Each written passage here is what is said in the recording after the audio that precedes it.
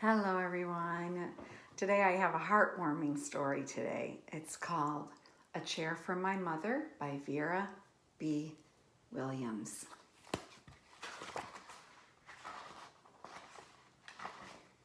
My mother works as a waitress in the Blue Tile Diner. After school, sometimes I go to meet her there. Then her boss, Josephine, gives me a job to do. I wash the salts and the peppers and fill the ketchups. One time I peeled all the onions for the onion soup. When I finish, Josephine says, "Good work, honey," and pays me. And every time I put half of my money into the jar. It takes a long time to fill a jar this big. Every day when my mother comes home from work, I take down the jar. My mama empties all her change from tips out of her purse for me to count. Then we push all the coins into the jar. Sometimes my mama is laughing when she comes home from work. Sometimes she's so tired she falls asleep while I count the money out into piles. Some days she has lots of tips. Some days she only has a little. Then she looks worried. But each evening, every single shiny coin goes into the jar. We sit in the kitchen to count the tips. Usually Grandma sits with us too. While we count, she likes to hum. Often she has money in her old leather wallet for us. Whenever she gets a good bargain on tomatoes or bananas or something she buys, she puts by the savings and they go into the jar.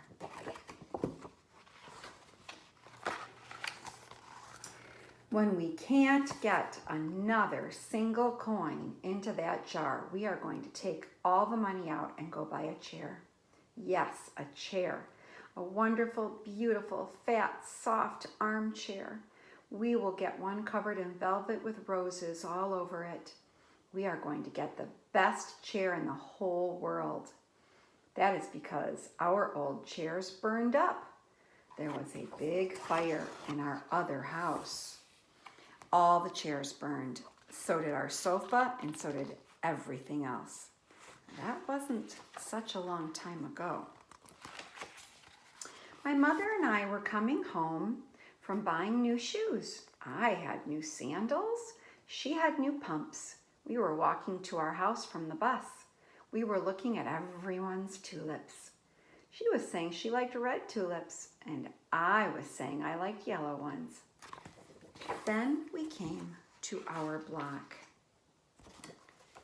Right outside our house stood two big fire engines. I could see lots of smoke. Tall orange flames came out of the roof. All the neighbors stood in a bunch across the street. Mama grabbed my hand and we ran. My Uncle Sandy saw us and ran to us. Mama yelled, "Where's Mother?" I yelled, "Where's my grandma?" My Aunt Ida waved and shouted, she's here, she's okay, don't worry." Grandma was all right. Our cat was safe too, though it took us a while to find her. But everything else in our whole house was spoiled. What was left of the house was turned to charcoal and ashes. We went to stay with my mother's sister, Aunt Ida, and Uncle Sandy. Then we were able to move into the apartment downstairs. We painted the walls yellow. The floors were all shiny, but the rooms were very empty. The first day we moved in, the neighbors brought pizza and cake and ice cream. They bought a lot of other things too. The families across the street brought a table and 3 kitchen chairs. The very old man next door gave us a bed from his children when they were little. My other grandpa brought us this beautiful rug, and my mother's other sister, Sally, had made us red and white curtains. Mama's boss, Josephine, brought pots and pans, silverware and dishes. My cousin brought me her very own stuffed bear. Everyone clapped when my grandma made a speech. "You are all the kindest people," she said, "and we thank you very, very much." It's lucky we're young and we can start all over again. And there's the whole neighborhood pitching in to help them restart their life in their apartment and give them all used things for them to furnish their apartment. That was last year. But we still have no sofa and no big chairs. When Mama comes home, her feet hurt. There's no good place for me to take a load off my feet, she says. When Grandma wants to sit back and hum and cut up potatoes, she has to get as comfortable as she can on a hard kitchen chair. So that is how come Mama brought home the biggest jar she could find at the diner, and all the coins started to go into the jar. Now the jar is too heavy for me to lift down. Uncle Sandy gave me a quarter. He had to boost me up so I could put it in. After supper, Mama and Grandma and I stood in front of the jar. Well, I never would have believed it, but I guess it's full, Mama said. My mother brought home little paper wrappers for the nickels and the dimes and the quarters.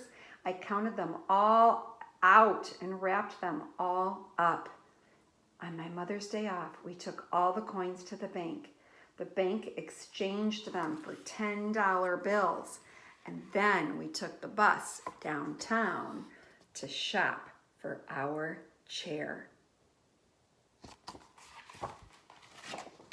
Finally, we shopped through 4 furniture stores. We tried out big chairs and smaller ones, high chairs and low chairs, soft chairs and harder ones. Grandma said she felt like Goldilocks and the 3 bears trying out all the chairs.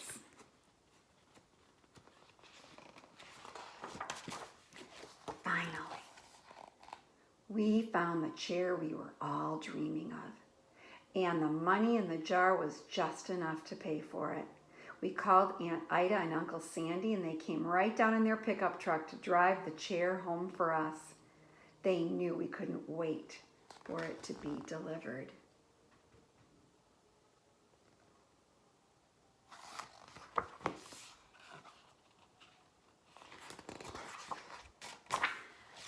I tried out our chair in the back of the truck. Mama wouldn't let me sit there while we drove, but they let me sit in it while they carried it up the door.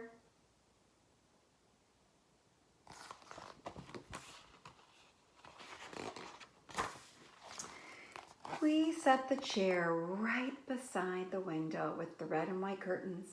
Grandma and Mama and I sat in it while Aunt Ida took our picture. Now Grandma sits in it and talks with people going by in the daytime. Mama sits and watches the news on TV when she comes home from her job. And after supper, I sit with her and she can reach right up and turn out the light if I fall asleep in her lap.